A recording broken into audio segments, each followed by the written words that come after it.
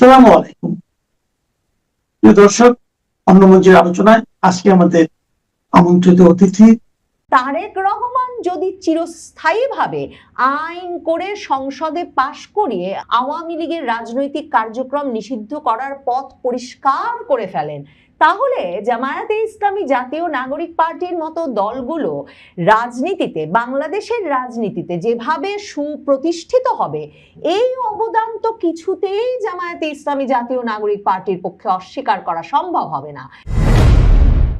বাংলাদেশের নবনির্বাচিত প্রধানমন্ত্রী তারেক রহমান একটা বিরাট চমক দেখিয়েছেন। চমক বললেও কম বলা হবে। এমন এক ঘটনা ঘটাতে যাচ্ছেন যেটা কিনা রীতিমতো স্তম্ভিত করে দিয়েছে বাংলাদেশে এবং বাংলাদেশের বাইরে থাকা আওয়ামী লীগের নেতা কর্মী সমর্থকদের। মানে এ নিয়ে কোনো আলাপ ছিল না তেমন, যে আওয়ামী লীগের রাজনৈতিক কার্যক্রম নিষিদ্ধ করে অন্তর্বর্তীকালীন সরকার, ইউনূস সরকার যে অধ্যাদেশ জারি করেছে, তারেক রহমান সরকার সেটাকে আইনে পরিণত করবে কিনা। বরং জুলাই সনদ বাস্তবায়নে গণভোট অধ্যাদেশ কেন এখনো আইনে পরিণত করতে রাজি হচ্ছে না, বা সেটি কেন আইনে পরিণত করার জন্য সংসদে তোলা হচ্ছে না, এই নিয়ে আলাপ চলছিল জোরদার সংসদে। এবং সংসদে, মানে এই ভাগাভাগির সংসদে, জামায়াতে ইসলামী জাতীয় নাগরিক পার্টির নেতৃবৃন্দ ঘোরতর মানে আলাপ প্রতিবাদ গড়ে তুলেছিলেন যে এই যে তাদের সংবিধান সংস্কার পরিষদটা, সেটাই বা কেন গঠিত হলো না, তারা শপথ নিলেন না কেন বিএনপির সংসদ সদস্যরা, এবং কেন সেই পরিকল্পনা অনুযায়ী সংবিধান সংস্কারের পথে তারা যাচ্ছেন না, গণভোটকে কিভাবে তারা অগ্রাহ্য করছেন। অথচ তারেক রহমান নীরবে আসলে ভেবে রেখেছিলেন যে আওয়ামী লীগকে নিষিদ্ধ করা, একেবারে আইন করে নিষিদ্ধ করা, এই কাজটা পাকাপাকি করবার কোনো কৃতিত্ব তিনি অন্তর্বর্তীকালীন সরকার, ইউনূস সরকারকে দিতে চান না।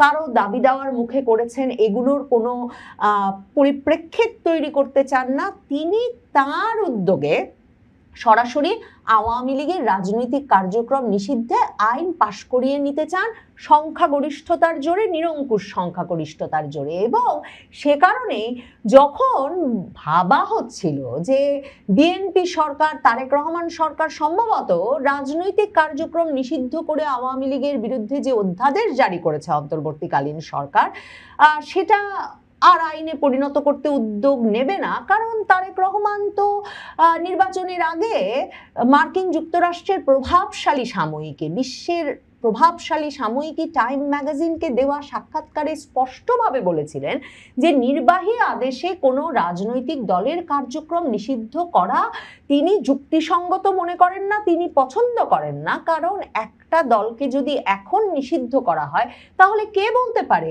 আগামীতে আমার দলটা, মানে তার দল বিএনপিকে কেউ নিষিদ্ধ করবে না। এমন যুক্তিসঙ্গত কথা যেই ব্যক্তি কিনা আন্তর্জাতিক সংবাদ মাধ্যমে বলেছেন সাক্ষাৎকারে, সেই ব্যক্তির ওপর ভরসা করে এমনকি অনেক জায়গায়, মানে বাংলাদেশের অনেক আসনে আওয়ামী লীগের সেই 2024-এর 5ই আগস্ট থেকে মামলা হামলার জেরে পলাতক নেতাকর্মীরা বেরিয়ে এসে বিএনপির সংসদ সদস্য প্রার্থীদের মঞ্চে উঠে রীতিমতো জয় বাংলা, জয় বঙ্গবন্ধু স্লোগান দিয়ে আওয়ামী লীগের ভোটারদের প্রতি আহ্বান জানিয়েছিলেন যাতে তারা এই নির্বাচনে, যেহেতু আওয়ামী লীগ নাই, 12ই ফেব্রুয়ারির নির্বাচনে বিএনপিকেই ভোট দেন। মির্জা ফখরুল ইসলাম আলমগীর সহ বিএনপির নেতাদের একটা বিরাট অংশ মূলত তাদের নির্বাচনী প্রচারণায় এটা বলে প্রচার করেছিলেন যে তারা সব এলাকায় আওয়ামী লীগের নেতা কর্মী যাদের বিরুদ্ধে কোনো সঠিক মামলা নাই, যারা সরাসরি কোনো অপরাধের সঙ্গে জড়িত না, যাদেরকে ভুয়া জুলাই হত্যা মামলায় জড়িয়ে ফেলা হয়েছে, তাদের বিরুদ্ধে মামলা মোকদ্দমা তুলে নেওয়ার ব্যবস্থা করবেন এবং শান্তিপূর্ণভাবে তারা যাতে আবার এলাকায় বাস করতে পারেন সে ব্যবস্থা করবে। এমনকি জামায়াতে ইসলামী জাতীয় নাগরিক পার্টির নেতৃবৃন্দ প্রকাশ্যে কথা বলতে থাকেন যে বিএনপি আওয়ামী লীগের ভোটে এই নিরঙ্কুশ সংখ্যাগরিষ্ঠতা পাওয়া নিশ্চিত করছে। অথচ তারেক রহমানের পরিকল্পনা ছিল অন্য।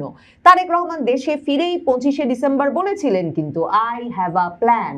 কাজেই তার পরিকল্পনাটা ছিল যে তিনি আসবেন এসে তিনি এই ধরনের কথাবার্তা বলবেন? যেমন নির্বাচনে জেতার পরেও তো তিনি রয়টার্সকে দেওয়া সাক্ষাৎকারে বলেছেন যে শেখ হাসিনার পুত্রকন্যারাও নির্বাচনে বা রাজনীতিতে ফিরতে পারবেন কিনা সেটা জনগণ ঠিক করবে।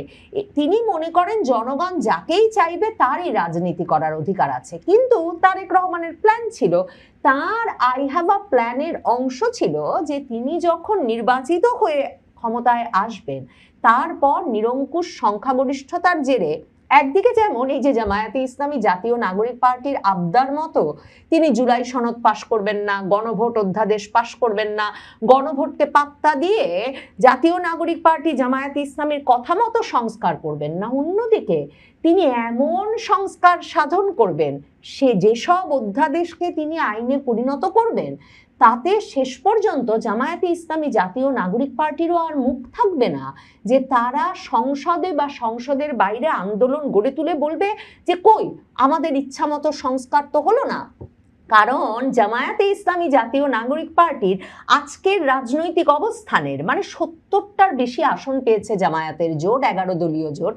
এই যে শক্তিশালী রাজনৈতিক অবস্থান সেটা একমাত্র তৈরি করা গেছে আওয়ামী লীগের রাজনৈতিক কার্যক্রম নিষিদ্ধ করে তাকে নির্বাচনের বাইরে রাখার মাধ্যমে। এখন তারেক রহমান যদি চিরস্থায়ীভাবে আইন করে সংসদে পাশ করিয়ে আওয়ামী লীগের রাজনৈতিক কার্যক্রম নিষিদ্ধ করার পথ পরিষ্কার করে ফেলেন, তাহলে জামায়াতে ইসলামী জাতীয় নাগরিক পার্টির মতো দলগুলো রাজনীতিতে, বাংলাদেশের রাজনীতিতে যেভাবে সুপ্রতিষ্ঠিত হবে এই অবদান তো কিছুতেই জামায়াতে ইসলামী জাতীয় নাগরিক পার্টির পক্ষে অস্বীকার করা সম্ভব হবে না। এবং সেই প্রশংসা যখন পুরোপুরিভাবে তারেক রহমানকেই দিতে হবে, কারণ তারেক রহমান আগেই বলেছিলেন নির্বাহী আদেশের মাধ্যমে রাজনৈতিক কার্যক্রম নিষিদ্ধ করা তিনি যুক্তিসঙ্গত মনে করেন না। কিন্তু সংসদ, একটা নির্বাচিত সংসদ হোক না, ভাগাভাগির সংসদ হোক না, সেই সংসদকে নির্বাচিত করার আগেই অধ্যাদেশের মাধ্যমে একটা বৃহত্তম রাজনৈতিক দলকে বাইরে রেখে তারপর নির্বাচনটা করে এমন একটা সাজানো গোছানো সংসদ তৈরি করতে হয়েছে। কিন্তু সেই সংসদের মাধ্যমে আইন পাশ করিয়ে একবার যদি আওয়ামী লীগকে নিষিদ্ধ করা যায় এবং সেই নিষিদ্ধ আইনের সঙ্গে নাকি আবার আওয়ামী লীগ করলে শাস্তিমূলক ব্যবস্থার বিধানও যুক্ত রাখা হচ্ছে, তাহলে মানে ওই যে এলাকায় এলাকায় যেই নেতাকর্মী সমর্থকদের প্রতিশ্রুতি দেওয়া হয়েছে যে ভুয়া মামলায় যাতে আপনাদের হয়রানি না করা হয় আমরা দেখব, ঢালাও জুলাই হত্যা মামলায় যাতে আপনাদেরকে দিনের পর দিন জেলে থাকতে না হয় দেখব, তারা যদি এখন দলে দলে এসে বিএনপি, জামায়াতে ইসলামী বা জাতীয় নাগরিক পার্টিতে যোগ না দেয় তাহলে এই ব্যক্তিদের পক্ষে তো এলাকায় কেন পুরো বাংলাদেশেই টিকে থাকা সম্ভব হবে না। কারণ তারা একটা শাস্তিযোগ্য নিষিদ্ধ দলের সদস্য হিসেবে, সমর্থক হিসেবে, নেতাকর্মী হিসেবে বিবেচিত হবেন। শেখ হাসিনা এই নির্দেশনা দিচ্ছিলেন যে আপনারা দলে দলে এখন জেলায় জেলায় গিয়ে, শহরে শহরে গিয়ে আওয়ামী লীগের কার্যালয়গুলো খুলুন, ওইসব কার্যালয়ে বসতে শুরু করুন, স্থানীয় নির্বাচনে প্রতিদ্বন্দ্বিতা করার পথ বের করুন। কারণ ওই অন্তর্বর্তীকালীন সরকার একটা নিষিদ্ধ সরকার, অসাংবিধানিক সরকার, অবৈধ সরকার, ওই সরকার কোন অধ্যাদেশের মাধ্যমে আওয়ামী লীগ নিষিদ্ধ করেছে ওটাকে পাত্তা দেওয়ার কোনো প্রয়োজন নাই। এবং সেই জোরের ওপর ভিত্তি করে কিন্তু তারেক রহমান সরকারকে পরখ করে দেখছিলেন আওয়ামী লীগের নেতাকর্মীরা সারা বাংলাদেশ জুড়ে, মানে প্রায় 40টির মতো কার্যালয় তারা খুলেছেন। সেটা যেমন আমার দেশ পত্রিকাতেই দেখেছি, আর ছবি তো দেখেছি। সারা বাংলাদেশে এই আওয়ামী লীগ নেতাকর্মীরা বার কাউন্সিল নির্বাচন থেকে শুরু করে স্থানীয় নির্বাচনে কি করে যুক্ত হওয়া যায় সেসবের নানা রকম প্রচেষ্টাও নেওয়া শুরু করেছিলেন। কিন্তু এখন এই যে মানে এর মধ্যে 7ই মার্চে তারেক রহমান সরকার গ্রেফতার করেছে বটে, 32 নম্বরে সাধারণ নারী পুরুষ ফুল দিতে যাচ্ছে কেন, তাদেরকে গ্রেফতার করে সন্ত্রাস বিরোধী আইনে মামলা দেওয়া হয়েছে। 7ই মার্চের ভাষণ ছাড়ার অপরাধে ঢাকা বিশ্ববিদ্যালয়ের ছাত্রছাত্রীদের গ্রেফতার করা হয়েছে, মামলা দেওয়া হয়েছে। এসব সত্যি বটে, কিন্তু অন্যদিকে আবার ওই যে কার্যালয়গুলো খুলতে দিচ্ছিল, নানা জায়গায় ছাড় দিচ্ছিল, আবার মানে এক রকমের সুতা টেনে ধরছিল। এতে মনে করা হচ্ছিল যে তারেক রহমান সরকার হয়তো মানে আওয়ামী লীগকে ছাড় দেবেন, কিন্তু তারা যাতে মহাসমারোহে রাজনৈতিক ময়দানে না আসতে পারেন সেই সুতাটাও ধরে রাখবেন। কিন্তু এভাবে যে একেবারে আইন করে আওয়ামী লীগের রাজনৈতিক কার্যক্রম নিষিদ্ধ করে ফেলার উদ্যোগ নেবে তারেক রহমান সরকার, সে বিষয়ে কারো কোনো প্রস্তুতি ছিল না। এবং এখন আওয়ামী লীগকে একেবারে নতুন করে ভাবতে হবে। মানে তারেক রহমান তো ভারত, যুক্তরাষ্ট্র, বাংলাদেশ সেনাবাহিনী সহ অত্যন্ত শক্তিশালী কয়েকটি পক্ষকে রীতিমতো নানা রকম প্রতিশ্রুতি দিয়ে তবে বাংলাদেশের রাজনীতিতে নির্বাচনের আগে আগে তার মা যখন মৃত্যুশয্যায় একেবারে ডিসেম্বরের শুরুতে এই সিদ্ধান্ত জানাতে পারলেন যে তিনি আসলে দেশে ফিরতে পারবেন নির্বাচনের তফসিল ঘোষণার পরে। তার আগে পর্যন্ত তার দেশে আসার কিছু ঠিক ঠিকানা ছিল না।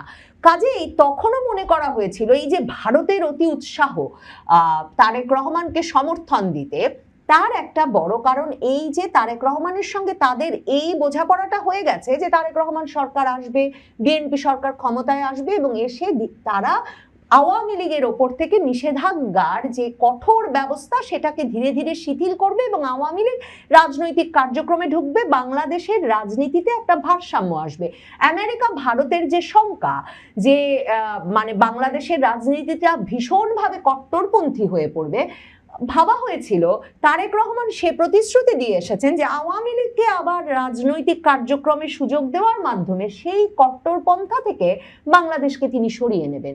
কিন্তু কে জানে তারেক রহমানের কি শুধুই বোঝাপড়া আমেরিকা, ভারত, বাংলাদেশ সেনাবাহিনীর একটি পক্ষের সঙ্গে হয়েছিল, নাকি অন্য পক্ষগুলোর সঙ্গেও হয়েছিল যারা বাংলাদেশে আসলে কট্টরপন্থী রাজনীতির বিকাশ চায়। চীন, তুরস্ক, পাকিস্তান, মানে তারেক রহমান তো বিস্মিত করে দিয়ে এরই মধ্যে সেনা গোয়েন্দা সংস্থার প্রধানকে আইএসআই চিফের সঙ্গে দেখা করতে পাকিস্তান পাঠিয়েছেন। তারেক রহমানকে চীনের কাছ থেকে সরাতে মার্কিন যুক্তরাষ্ট্রের আবারও বিশেষভাবে নানা রকম ইঙ্গিতপূর্ণ ধমক এবং হুমকি দিতে তো হচ্ছে। কাজেই তারেক রহমান কার তরফে খেলতে চাইছেন কে বলতে পারে। জামায়াতে ইসলামী এবং জাতীয় নাগরিক পার্টি শুধুই এতে সন্তুষ্ট থাকে কিনা এখন আসলে এর উপরেও হয়তো অনেক কিছু নির্ভর করবে। আওয়ামী লীগ কি ভিন্ন নামে ফিরবে? শেখ হাসিনার তরফে এমন কথাও কিন্তু সামাজিক যোগাযোগ মাধ্যমে বেরিয়েছে যে তিনি বলেছেন যে প্রয়োজনে অন্য সামাজিক সাংস্কৃতিক সংগঠনের নামে হলেও আওয়ামী লীগের নেতাকর্মী সমর্থকদের সংগঠিত হতে হবে, স্থানীয় নির্বাচনে যোগদান করতে হবে। এখন সে পথে আওয়ামী লীগ হাঁটবে। আওয়ামী লীগের রাজনৈতিক কার্যক্রম নিষিদ্ধ করে আইন করে যদি তার এই দল করার জন্য শাস্তির বিধান করা হয়, কদিন পরে যে জামাত, জাতীয় নাগরিক পার্টির নেতাকর্মীকে ধরেও তাদেরকে আওয়ামী লীগ ট্যাগ দিয়ে জেলে পুরে রাখবেন না তারেক রহমান, সেটাই বা কে বলতে পারেন। মানে যে অভিযোগ জামায়াতে ইসলামী দীর্ঘদিন করেছেন যে যাকে পেত তাকেই নাকি আওয়ামী লীগ জামায়াতে ইসলামী ট্যাগ দিয়ে জেলে পুরে রাখতো, তাহলে সে কাজগুলো যে এখন তারেক রহমান করবেন না তাই বা কে বলতে পারে। তারেক রহমান যে কি খেলা খেলছেন বলা মুশকিল, তবে এই খেলায় তিনি হারলে তারও যে তিনি টাইম ম্যাগাজিনকে যা বলেছেন সেটাই ঘটতে যাচ্ছে। মানে এরপরে আইন করে যে দল নিষিদ্ধ হবে সে দলের নাম যে হবে বিএনপি, তাতে যেমন সন্দেহ নাই, তেমনি জামায়াতে ইসলামী জাতীয় নাগরিক পার্টিকে নানা রকম ভাগ বাটোয়ারা দিয়ে সন্তুষ্ট না রাখতে পারলে এই জামায়াতে ইসলামী জাতীয় নাগরিক পার্টির সঙ্গে মিলেই যে আওয়ামী লীগ একদিন বাংলাদেশের রাজপথে ফিরে সেই যে মানে 96 সালে যেভাবে 15ই ফেব্রুয়ারি নির্বাচন করবার পর তার মা খালেদা জিয়ার সরকারকে আওয়ামী লীগ জামায়াতে ইসলামী যুবপথ আন্দোলন করে হটিয়ে দিয়েছিল, সে ঘটনার পুনরাবৃত্তি ঘটবে সে আশঙ্কাও সম্ভবত খুব দূরে রাখা যাচ্ছে না। ইরানে এবার যুক্তরাষ্ট্র আর ইসরায়েলের মিলিত আক্রমণ শুরুর সময় থেকেই বলা হচ্ছিল যে এই আক্রমণ যুক্তরাষ্ট্রের জন্য কাল হবে। হয় এখান থেকে আরেকটি ভিয়েতনামের মতো পরাজয় বরণ করে ফিরতে হবে যুক্তরাষ্ট্রকে, না হয় পরাশক্তি হিসাবে যুক্তরাষ্ট্রের শক্তিময়তা একেবারে শূন্যের কোঠায় গিয়ে ঠেকবে। ইরান যুদ্ধ এখন এমন এক পর্যায়ে এসে পৌঁছেছে যে অনেকেই বলতে শুরু করেছেন প্রেসিডেন্ট ট্রাম্পের পাগলামো অন্তত পৃথিবী থেকে আমেরিকার মতো একটি দানবীয় শক্তিকে দূর করে দিতে যাচ্ছে। আসলে কি তাই? আসুন দেখা যাক।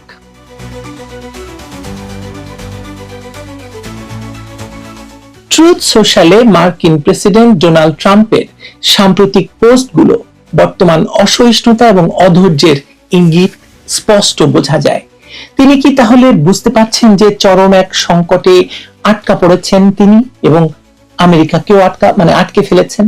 বিশেষ করে ব্রিটেন সহ মিত্র দেশগুলোকে হরমুজ প্রণালী থেকে জোরপূর্বক তেল নেওয়ার যে পরামর্শ তিনি দিয়েছেন তা মোটেও যুক্তিযুক্ত নয়। তিনি মিত্র দেশগুলোকে বলেছেন, তোমাদের মতো লড়াই করা শিখতে হবে, যুক্তরাষ্ট্র আর সাহায্য করবে না বা যুক্তরাষ্ট্রের সাহায্য আর থাকবে না। এমনকি ফ্রান্সকে অত্যন্ত অসহযোগিতামূলক বলে আক্রমণ করেছেন। এটি প্রমাণ করছে যে বৈশ্বিক কূটনৈতিক ফ্রন্টে ক্রমেই তিনি একা হয়ে পড়েছেন। বাস্তবতা হলো, হরমুজ প্রণালীর উপর ইরানের যে নিরঙ্কুশ নিয়ন্ত্রণ তা চ্যালেঞ্জ করার সাহস এখনো পর্যন্ত কেউ দেখায়নি। এমনকি খোদ মার্কিন যুদ্ধ জাহাজও এখন পর্যন্ত ওই ঝুঁকি নেয়নি। ইরান এখন এক ধরনের টোল বুথ ব্যবস্থা চালু করেছে, যেখানে জাহাজগুলোকে রিভলিউশনারি গার্ডের অনুমোদন নিতে হচ্ছে এবং কিছু ক্ষেত্রে চীনা ইউয়ানে ফি পরিশোধ করতে হচ্ছে বা চীনা মুদ্রায় ফি পরিশোধ করতে হচ্ছে। বিশ্বের মোট তেলের 1/5 এই পথ দিয়ে প্রবাহিত হয়, কিন্তু যুদ্ধ শুরুর পর দৈনিক 153টি জাহাজের পরিবর্তে এখন মাত্র 13টি জাহাজ চলাচল করছে। ট্রাম্পের দাবি অনুযায়ী তারা ইরানের 5000টিরও বেশি টার্গেটে আঘাত এনেছে। ইরানের নৌবাহিনীর 51টি জাহাজ ডুবিয়ে দিয়েছে এবং দেশটির পারমাণবিক কর্মসূচি সম্পূর্ণভাবে ধ্বংস করেছে। কিন্তু এই সব দাবির পরেও হরমুজ প্রণালী খোলা করতে পারেনি বা খুলতে পারেনি, যা তার তথাকথিত বিজয়ের মূল ভিত্তিকে প্রশ্নবিদ্ধ করে তুলছে। জাতিসংঘের পরমাণু পর্যবেক্ষক সংস্থার মতে ইস্পাহানে এখনো প্রায় 200 কেজি উচ্চমাত্রার সমৃদ্ধ ইউরেনিয়াম রয়েছে। সবচেয়ে উদ্বেগের বিষয় হলো, যুক্তরাষ্ট্র এবং ইসরায়েলের বিমান হামলায় আয়াতুল্লাহ আলী খামেনির মৃত্যুর পর তেহরানের শাসন ব্যবস্থার পতন ঘটবে বলে যে আশাবাদ ট্রাম্প প্রশাসন লালন করেছিল তা ভুল প্রমাণিত হয়েছে। খামেনির ছেলে মুস্তফা খামেনির স্থলাভিষিক্ত হওয়ায় ইরানের শাসন কাঠামো আরো কট্টর এবং প্রতিরোধী হয়ে উঠেছে। নতুন নেতা কৌশলগত সংযম থেকে সরে এসে কারবালার লড়াইয়ের ভাষা ব্যবহার করছেন, যা শিয়া রাজনৈতিক চেতনায় মৃত্যুর বিনিময়ে হলেও অন্যায়ের কাছে মাথা নত না করার এক ধরনের প্রতিজ্ঞা। ইরানের কৌশল এখন আর নিছক প্রতিরক্ষামূলক নয়, তারা শাহেদ ড্রোনের মতো সস্তা কিন্তু কার্যকর অস্ত্র দিয়ে ইসরায়েলের বহু মিলিয়ন ডলারের আকাশ প্রতিরক্ষা ব্যবস্থাকে অকার্যকর করে দিয়েছে। পশ্চিমা দেশগুলো যে ড্রোনগুলোকে একসময় উপদ্রব হিসাবে দেখছিল, সেগুলোই এখন ইরানের সমর কৌশলের মূল হাতিয়ার।